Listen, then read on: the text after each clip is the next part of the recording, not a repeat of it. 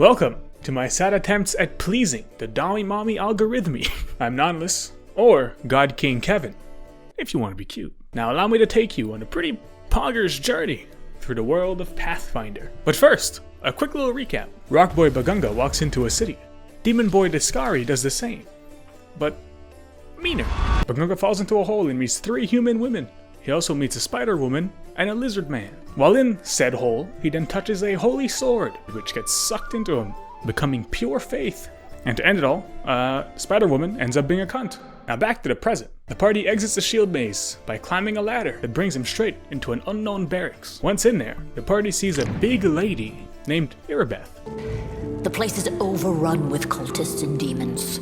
Now, before we continue, can we, as a family, as a loving family, can we pretend that it hasn't been a week since I last recorded what you just saw, and that I'm still wearing the same clothes, and that the lighting's the same?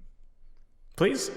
Now that your immersion is in smithereens, completely destroyed, I will take this opportunity to ask you to like and sub, of course purely for my own social and economic benefit. The gargantuan lady is seen kerfuffling with her men. Before the party can even introduce themselves, the colossal lady and Evia go in for a hug. Everything's fine, Beth. I'm here. Oh. Turns out, they're married! Aww. The vast lady is the captain of the Eagle Watch and the acting warden of the city. She details the situation to the party, saying that Canabrius is basically lost to the demons. She also says that when Discari descended upon the city, he literally picked up the wardstone and threw it like a baseball. Ball. Luckily, it landed pretty close to the roof, and by close, I mean it's embedded in the building. So the party groups up with Expansive Lady's team, and they push through hordes of demons in order to get to the wardstone, because hopefully they could, tinker, give it a little fix, touch it a little bit, give it a little magic, No glory without risk. The light. Take you. After slaughtering thousands, the party finds another demon, but this one's hot. Her name is Monago. What an unexpected surprise. And she was apparently responsible for the loss of an important Crusader city called Dresden. Hi, it's lore dump time. So Dresden was like this Crusader foothold in the World Wound, right? Like their first step in, really trying to take control of the situation. And the World Wound is like this giant wound in the world, where the demons are coming out of. A dwarf in Irabeth's party named Stainton that wench apparently knows Monago. In fact, they seem to be in love. Very abusive, one-sided love, but love. Staunton, my little sweetheart. You again, you wench! Monago says a couple more attractive things, and then she sicks her demons on the party and smoke bombs away. The party make it to the roof. The roof, the roof, the roof, the roof. The party make it to the roof. The party make it to the roof while ripping and tearing.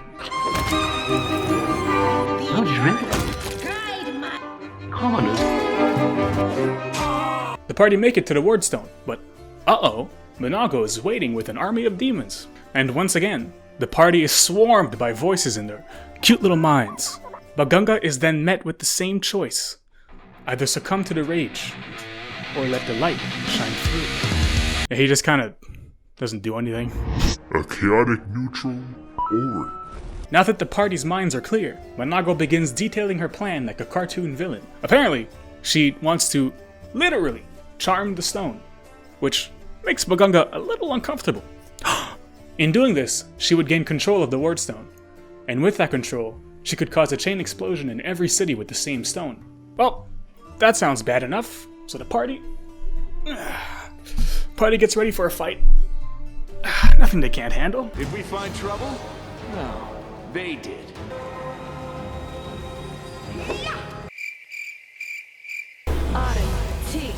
Oh, this was unexpected. After that reality check, the party gets dragged back to a tavern by Stainton and Irabeth. The tavern is called Defender's Heart. What's left of Canabrius' army is here, vibing. Until a counterattack can be made, that is. The party asks Monumental Lady if they can help the war effort. She says yes, and she begins listing off some very important tasks. Their quest. Quest number 1. The Grey Garrison, which is the barracks that the party just got dumpstered in, is now being used as a gathering spot for the demon army. So, maybe the party should investigate, do a little scouting, and maybe find a secret way in. Quest number 2. If the party has time, they should investigate Erebeth and Inevia's house, because they hid a special cache of weapons and gear. Quest number 3. The gang should head towards the Blackwing Library to find an old elf named the Storyteller. Apparently, this mysterious man showed up a couple days before the demon attack, saying that the Wardstone is cringe and weak. Quest number 4. A tower of Templars has been taken over by demons. The party should check it out. And finally, quest number 5. Sila's friend, Jana, has been missing since the demon attack. The party should investigate the city square. She might still be there. Wow, those sound like really important tasks that should be done immediately. Can you guess which of the 5 Bagunga will deem most important and go after?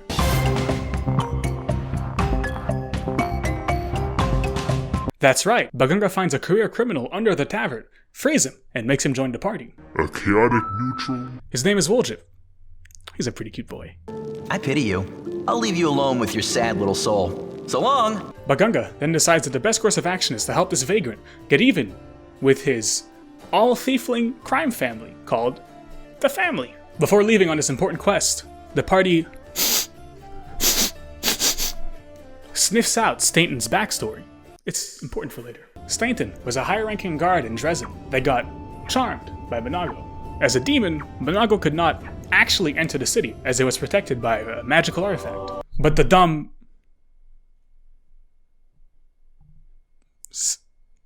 simp could do whatever she wanted in the city. So he took the magical artifact and made it not. As soon as he does that, an entire demon army teleports into the city, and Stainton was meant to be executed for his crimes, but the queen took mercy on him and threw him into the ranks of the condemned. It's an army of thieves and criminals, basically frontline fodder. Now all he seeks is forgiveness, but everyone just kinda...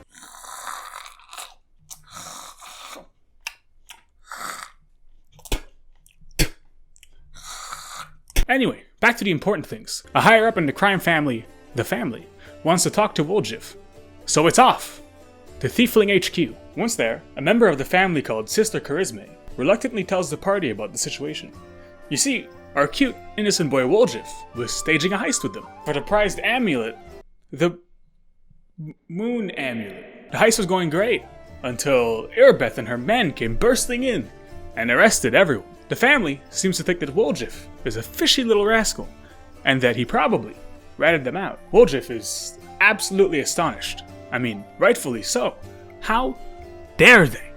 How dare they say that shit about our thiefling boy? Our good thiefling boy. But Woljif is a kind boy, and he's willing to prove his innocence by finding the amulet and the one who ratted on them. And all that for the small, tiny little cost of a public apology from Sister Charisme.